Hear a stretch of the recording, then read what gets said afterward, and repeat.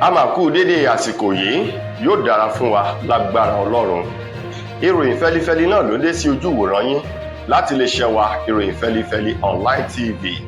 Fúnmi Adénúgà ni oníròyìn. Síwájú kẹ́ tó gbẹ̀ròyìn ọ̀hún lẹ́kùnrẹ́rẹ́, ẹ jẹ́ ká dé òkè lọ́hùn-ún ká sí omi. À ń padà bọ̀ wá.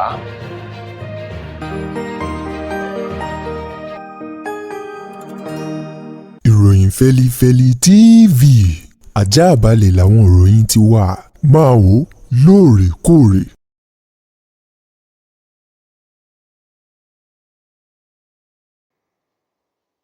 Ẹ káàbọ̀ padà, ìròyìn rèé lẹ́kùnrẹ́rẹ́. Ààrẹ orílẹ̀-èdè wa Nàìjíríà tẹ́lẹ̀ rí Goodluck Ebele Jonathan ni ìròyìn ti fi léde wípé ó wà lábẹ́ ààbò tó péye báyìí. Ìròyìn èyí tó wáyé lẹ́yìn ìrìn àjò ààrẹ tẹ́lẹ̀ rí ọ̀hún Jonathan lọ sí orílẹ̀-èdè Guinea-Bissau, èyí tí wàhálà rògbòdìyàn ìdígungbà ìjọba látọwọ́ àwọn ológun tó ń lọ lọ́wọ́ ní orílẹ̀-èdè náà. Níbi ètò àti ìpàdé kan èyí tí Jonathan lọ fún ní orílẹ̀-èdè Guinea-Bissau, èyí tí wọ́n ní wọ́n ti gbogbo àwọn ẹnu ìloro èyí tó wọ orílẹ̀-èdè náà tó fi mọ́ àwọn pápákọ̀ òfurufú gbogbo rẹ̀ pátá ni wọ́n ti pa ò. Ṣùgbọ́n látàrí ìrìn àjò láti mú àlàáfíà padà sí orílẹ̀-èdè náà, èyí tó gbé ààrẹ tẹ́lẹ̀ ọ̀hún lọ sí orílẹ̀-èdè náà pẹ̀lú ìròyìn kan èyí tó bóde wípé àwọn ológun tó gba ìjọba ní orílẹ̀-èdè Guinea-Bissau, èyí ni wọ́n ti gbogbo àwọn ìloro àti àwọn pápákọ̀ òfurufú pa ò. Ṣùgbọ́n ìjọba àpapọ̀ orílẹ̀-èdè wa Nàìjíríà lábẹ́ ẹ̀ka iléeṣẹ́ ọba tó ń rí sí ọ̀rọ̀ ilẹ̀ òkèrè, èyí tí wọ́n fi ròyìn léde nínú ọ̀sẹ̀ tá a wà yìí tí í ṣe Ọjọ́bọ̀, ṣe é lálàyé wípé láyọ̀ àti àlàáfíà ni ààrẹ Jonathan tí í ṣe ààrẹ tẹ́lẹ̀ ọ̀hún wà ò. Kò sí nǹkan kan tó kọlù wọ́n látàrí wípé ìròyìn tó ń bọ́ síta láti orílẹ̀-èdè náà èyí tó mú kí àwọn ọmọ Nàìjíríà kí wọ́n wà nínú rúfu àyàfu. Ṣùgbọ́n látọwọ́ ẹ̀ka iléeṣẹ́ ọba ilẹ̀ yìí tó rí sí ilẹ̀ òkèrè sọ wípé àwọn ológun ní orílẹ̀-èdè ọ̀hún ni wọ́n dáàbò bo Jonathan láti wọ ọkọ̀ bàálù èyí tí ó gbé kúrò ní orílẹ̀-èdè wọn kúrò wá sí orílẹ̀-èdè Nàìjíríà, tí Jonathan sì ti balẹ̀ gùdẹ̀ sí orílẹ̀-èdè wa Nàìjíríà, èyí tó tún mú kí àwọn mọ̀lẹ́bí rẹ̀ kí wọ́n fi ròyìn léde wípé inú àwọn dùn láti kéde fún gbogbo ọmọ orílẹ̀-èdè Nàìjíríà àti àgbáyé wípé láyọ̀ àti àlàáfíà ni Goodluck Ebele Jonathan ló wà, tó sì ti darapọ̀ mọ́ àwọn mọ̀lẹ́bí rẹ̀ ní orílẹ̀-èdè Nàìjíríà bí wípé kò sí nǹkan kan èyí tó ṣe Jonathan, ó wà lábẹ́ ààbò èyí tó péye. Ọ̀kan nínú àwọn ọmọ oyè tó díje dupò ààrẹ lọ́dún 2023 lábẹ́ ẹgbẹ́ òṣèlú SDP, ọmọọba Adéwọlé Adébáyọ̀, ohun màá ló ti ní ọ̀rọ̀ ìdúkokò máa ti ìwé tó ń ti ròyìn èyí tí ààrẹ orílẹ̀-èdè Amẹ́ríkà Donald Trump tó fi léde nípa orílẹ̀-èdè Nàìjíríà àti ètò ààbò ilẹ̀ yìí, òun ló jí ààrẹ Bọ́lá Tinubu níbi tó sùn àsùnpìyè sí ò lórí ọ̀rọ̀ ètò ààbò. Ọmọọba Adébáyọ̀ tó fi ọ̀rọ̀ náà léde lọ́jọ́bọ̀ nínú ọ̀sẹ̀ yìí ṣe é lálàyé wípé ètò ààbò orílẹ̀-èdè Nàìjíríà ó ti mẹ́hẹ̀, ó kan gbogbo àwọn ọmọ ilẹ̀ yìí lóminú o. Ó ní pẹ̀lú rẹ̀ ààrẹ Tinubu sùn àsùnpìyè, kò bìkítà, bẹ́ẹ̀ náà ni ò wá ọ̀nà àbáyọ sí ìṣòro ètò ààbò síwájú ọ̀rọ̀ èyí tí ààrẹ orílẹ̀-èdè Amẹ́ríkà Donald Trump tó sọ. Ó ní láti ìgbà tí Donald Trump ti wá fi ọ̀rọ̀ ọ̀hún ránṣẹ́ sí orílẹ̀-èdè Nàìjíríà wípé ìjọba orílẹ̀-èdè Amẹ́ríkà yóò kó àwọn ọmọ ogun rẹ̀ wọlé yìí láti wá dojú ìjà kọ àwọn agbésùmọ̀mí tí wọ́n ń da àlàáfíà ilẹ̀ yìí láàmú, bákan náà kí wọ́n lè gba orílẹ̀-èdè Nàìjíríà àti àwọn ọmọlẹ́yìn Kìrìsìtẹ́nì kúrò lọ́wọ́ ìṣekúpa àwọn ẹṣin òkọ́kù Boko Haram. Ó ní lẹ́yìn ọ̀rọ̀ yìí òun ni Tinubu tají tó bẹ̀rẹ̀ sí ní sá kíjokíjo káàkiri inú ilé o, èyí tó ti bẹ̀rẹ̀ sí ní wá ọ̀nà àbáyọ. Ọmọọba Adébáyọ̀ tẹgbẹ́ òṣèlú SDP ni tá a bá wá sọ pé Donald Trump ò sọrú ọ̀rọ̀ yìí, bẹ́ẹ̀ náà ni Tinubu yóò fọwọ́ lẹ́ràn tí ó máa jẹ ayé kò kàn mí ẹna mọ̀rí ò bá kú alálà ńlálà o. Lákòótán, ọmọọba Adébáyọ̀ rọ ààrẹ Tinubu àti ìjọba àpapọ̀ lórílẹ̀-èdè yìí láti dákundábọ̀ kí wọ́n náání ẹ̀mí àwọn mẹ̀kúnnù, kí wọ́n sì náání dúkìá àwọn mẹ̀kúnnù, kí wọ́n pèsè ààbò tó péye nítorí orílẹ̀-èdè Nàìjíríà ó ṣòjòjò ara ògún ò lè bẹ́ẹ̀ náà ní nǹkan ṣe àwọn ètò ààbò wa gbogbo, èyí tó rọ ìjọba ilẹ̀ yìí láti ṣùgbà àwọn kí wọ́n ró wọn ní agbára, èyí tí ó lè mú wọn láti ja àjàyí kúrò lọ́wọ́ ogun agbésùmọ̀mí. Ẹ̀wẹ̀, ṣé Yorùbá bọ̀ wọ́n ní bí náà ò bá tán lórí ẹ̀jẹ̀ kì í tán lè kàn.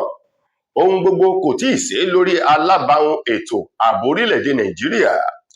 Ọ̀kan nínú àwọn ìránṣẹ́ Ọlọ́run ìjọ Àgùdà tó kalẹ̀ sílùú Àbújá olúlu orílẹ̀-èdè wa Nàìjíríà, eyín ìránṣẹ́ Ọlọ́run Cardinal John Ọ̀nàyẹkàn Ohunma ló ti sọ wípé ètò ààbò orílẹ̀-èdè Nàìjíríà ó ní ìtì ọ̀gẹ̀dẹ̀ èyí tí ò nílò pé à ń yọ ọ̀bẹ tàbí àdá tì ní lórí ọ̀rọ̀ èyí tí ààrẹ Tinubu sọ nínú ọ̀sẹ̀ yìí wípé kí gbogbo àwọn ẹ̀ka iléeṣẹ́ ààbò ilẹ̀ yìí bẹ̀rẹ̀ sí ní máa gba àwọn ọmọ ogun tuntun sí ẹnu iṣẹ́ wọn.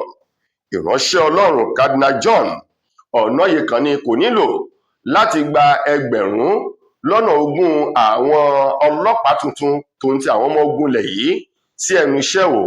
Ó ní nǹkan kékeré báyìí náà ní ìjọba àpapọ̀ nílò. Ó ní àwọn ọlọ́pàá, àwọn ológun ikọ̀ ilẹ̀, òfurufú tójú omi, àwọn ẹ̀ṣọ́ ààbò ara ẹni làbòlú tó fi mọ́ àwọn ẹ̀ṣọ́ ọ̀tẹlẹ̀múyẹ́. Ó ní gbogbo wọn pátá ní kí wọ́n ró ní agbára nípa pípèsè ohun ìjà èyí tí wọ́n lè fi dojúkọ àwọn agbésùmọ̀mí oníṣẹ́ ibi wọ̀nyí. Ó ní nípa ṣíṣe yìí, ó ló dáhùn lójú wípé orílẹ̀-èdè Nàìjíríà ń bẹ lábẹ́ ààbò tó péye. John sọ̀rọ̀ di mímọ̀ wípé ṣùgbọ́n tí ìjọba àpapọ̀ ilẹ̀ yìí bá kọ̀ láti ṣe nǹkan wọ̀nyí tó jẹ́ wípé àwọn ẹ̀ṣọ́ aláàbò tuntun ni wọ́n ń gbà sẹ́nu iṣẹ́, onípàṣán tí wọ́n fi nà yálé náà ni ó ń bẹ lájà tí ó na ìyàwó, nítorí wípé tí wọ́n bá ró wọn ní agbára kò sí ohun tí wọ́n fi kọjú àwọn agbésùmọ̀mí èyí tí wọ́n torí rẹ̀ dira ogun lójoojúmọ́ yìí. Lákòótán, ó gbà á ládùúrà wípé orílẹ̀-èdè Nàìjíríà, Ọlọ́run yóò jà fún wa o, yóò jà fún gbogbo mẹ̀kúnnù àti gbogbo àwọn ènìyàn tí wọ́n fẹ́ ìlọsíwájú ilẹ̀ yìí, yóò gbà wá kúrò lọ́wọ́ ogun agbésùmọ̀mí èyí tí ò fún ẹnikẹ́ni ní ìfọkànbalẹ̀ láàárọ̀, lọ́sàn-án, lálẹ́ àti ní òru. Ẹni tó jẹ́ akọ̀wé fún ẹgbẹ́ òṣèlú African Democratic Congress, Bọ́lájí Abdullahi ló ti ní kò sí nǹkan kan tí ìjọba àpapọ̀ ilẹ̀ yìí fẹ́ fi wẹ ara wọn mọ́ nínú ọ̀rọ̀ kan wípé bóyá ìjọba àpapọ̀ wọn ò dúnàádúrà pẹ̀lú àwọn agbésùmọ̀mí lórí àwọn ènìyàn tí àwọn agbésùmọ̀mí yìí tí wọ́n ń jí kó lójoojúmọ́. Ẹgbẹ́ òṣèlú African Democratic Congress ADC tí wọ́n fi ẹ̀sùn kan ìjọba àpapọ̀ ṣe lálàyé wípé ìjọba àpapọ̀ ilẹ̀ wa Nàìjíríà ó ń fi ẹ̀mí òun dúkìá àwọn ọmọ ilẹ̀ yìí wọ́n fi ń tàfàlà tí wọ́n sì fi ń ta ayọ̀ ọlọ́pọ́n wò pẹ̀lú gbogbo àwọn ìlànà àti ìgbésẹ̀ tí wọ́n ń lò lórí ètò ààbò èyí tí wọ́n sì kọ̀ jálẹ̀ láti gbé ìgbésẹ̀ èyí tí ó mú ọ̀nà àbáyọ ayérayé bá ẹ̀ka ètò ààbò ilẹ̀ yìí.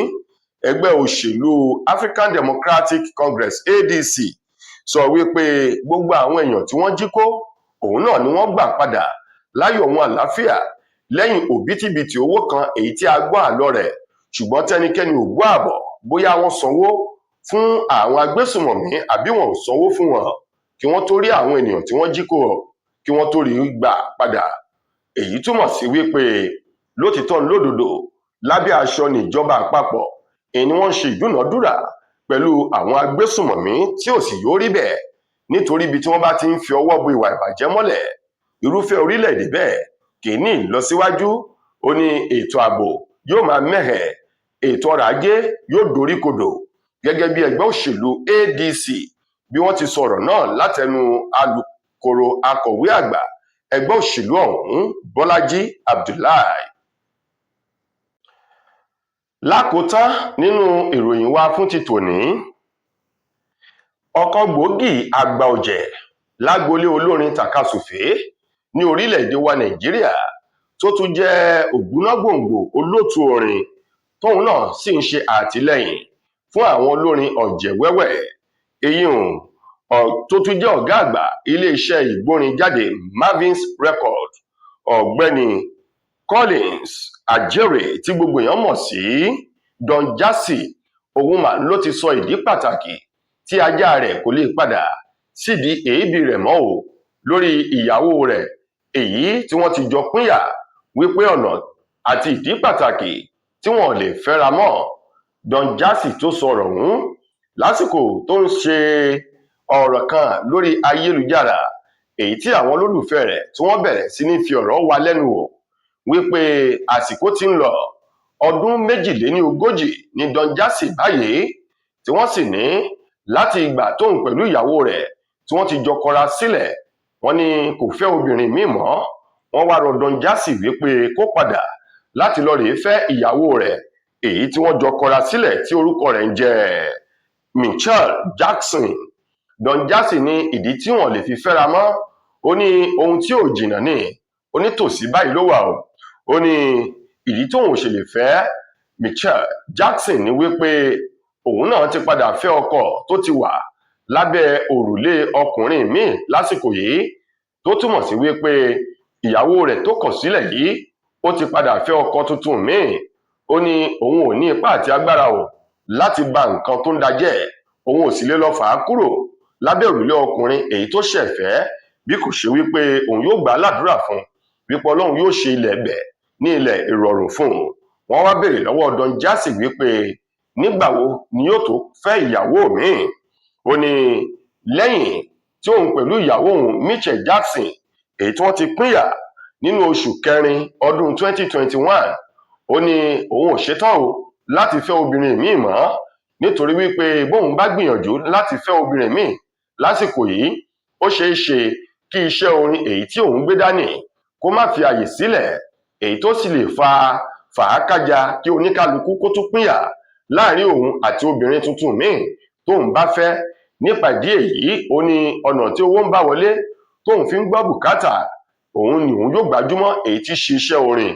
Ó ní bọ́lọ́run bá lóun padà fẹ́yàwó, ó ní déédéé tí ò bá sì jẹ́ bẹ́ẹ̀, ó ní ìyàwó fífẹ́ kì í ṣe oúnjẹ, gẹ́gẹ́ bí Don Jazzy bó ti sọ ọ̀rọ̀ ọ̀hún. Tó ẹ̀yin èèyàn wa, ìròyìn wa kò ní jù báyìí lọ fún tòní. Títí dìgbà míì tẹ́ máa láǹfààní láti gbọ́ tòrìn míì nílé iṣẹ́ wa. Mo gbà á ládùúrà wípé ilé ò ní lé wa, ọ̀nà ò ní nà wá. Fúnmi Adénúgà lẹni tó múròyàn wá sí ojú ìwòran yín. Ẹ ṣeun fún ìfẹ́ tẹ́ ẹ ní sí wa. Ire o.